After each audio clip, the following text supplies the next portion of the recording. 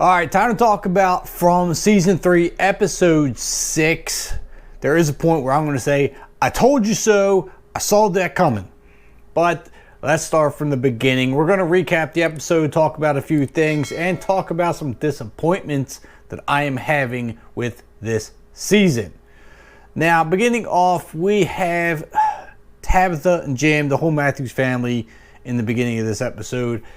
They're just having problems. I mean, the whole marriage has been, it's been on the rocks from the very beginning. We know that there was a plan to get divorced, and this road trip they had went on that ended them up in Fromville was supposed to help patch all that up. Well, that's not patching anything up. It's only making things worse. All the stresses there of the monsters and the problems they're having, it's just adding on to the already existing marriage problems. So they're on a downward spiral. Okay, they're just not having it right now. The kids, I mean, they're being kids. The oldest, Julie, she's dealing with it the best she can, getting high behind the building half the time. That's fine, whatever. But we're finding that Tabitha is having some more issues with what's going on that I'll dive into in a second. Jade is still trying to piece all this together with the bottle tree, figuring all these numbers have got to add up to something. There has to be a link here. And now that he finds out there's a second bottle tree, yes, a second, in Fromville. Tabitha wasn't even aware of this one, but then once Boyd mentioned that there was a second, he's like, oh, I gotta go see this. All the numbers in the second bottle tree correspond with the numbers on the first bottle tree, or in the first bottle tree. So this is interesting. Some of the numbers, though, Ethan mentioned, since now Ethan is helping put this puzzle together, are backwards. Now, I don't know why. Nobody knows why. But when Jade went to see the second bottle tree, you know, happened to see dead bartender. I can't remember his name. That's bad of me. I know. Can't remember his name. But I'm not going to go look it up.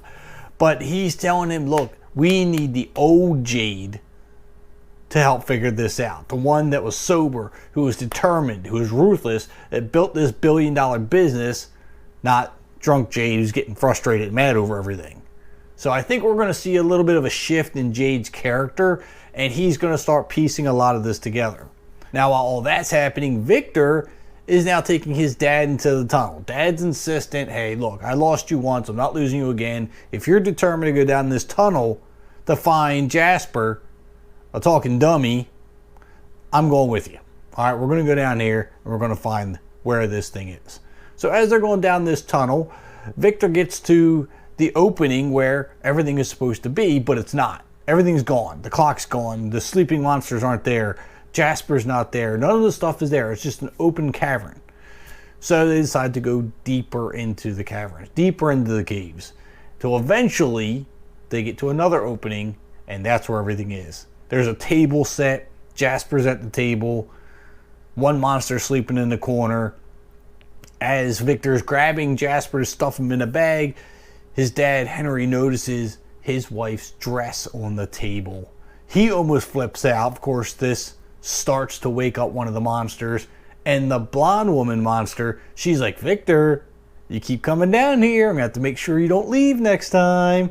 Then they go bolting out of the cave, but they got Jasper. That's the important part. But they don't take Jasper back to the village. They take him back to that box truck that Victor hides all his stuff in, where that's his secret place, his safe place. So now Jasper's there. He's trying to figure out how to get Jasper to tell the same story that he told before and what's going on. So he's thinking this is going to help fix things, help save people. Of course, his dad thinks he's absolutely nuts. Hey, you're not going to get a dummy, a toy to talk. But he doesn't understand. Now here's the part where I say, I told you so, because I saw this coming. Fatima has had problems with this pregnancy. All right, she's eating rotten crops. She's throwing up. She's having all kind of problems, pains. She knows something's not right. And I said, watch. Watch it turn out she's not pregnant. And I'll be damned if they didn't check, because now with the ambulance that has appeared. They've unloaded all the equipment, got restocked on some stuff, and they had a portable ultrasound machine. Fatima went there to get checked out, and she's not pregnant. They didn't find anything. Of course, she's losing her mind. I've got to be pregnant. What do you mean I'm not pregnant? I've had all these symptoms of being pregnant. I had the pregnancy test. It's all false. It's all wrong. So now there's a new theory. Always got a new theory, right? Always got one. Also, Randall's recovered. I mean, obviously, he's not healed fully, but he's out of bed. He's moving. They're changing his bandages. And, you know, instead of going back to the bus, Mariella invites him to stay at the clinic, saying, oh, you know, nobody should be alone, which is fine. Cool. Maybe this will mellow Randall out because he's got some anger problems. He's not exactly forgiving. He doesn't play well with others. And I still say if this guy could just get his shit together, he would be an asset to the group. But he's not one to play with others again. So we'll see what happens. Maybe this will turn him around, or maybe this will just give him a new way to screw things up. Now finally, toward the end of the episode, Tabitha and Jade are going over everything again, and she picks up these drawings of the stick figures, the wards that Jade found at the other village or whatever, and she recognizes them. She said she had these nightmares as a kid of these 3 red stones. These wards were there, and there was this big monster that was always hovering overhead.